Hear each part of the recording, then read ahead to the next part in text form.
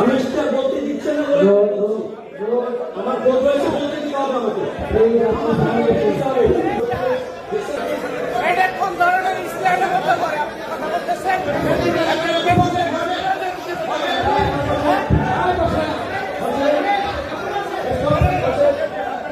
Candidate পাতানো candidate আপনি বসেন, প্লিজ বসেন। আপনি বসেন না, পাতানো ক্যান্ডিডেট নিয়ে আসছে। আপনারা বসেন।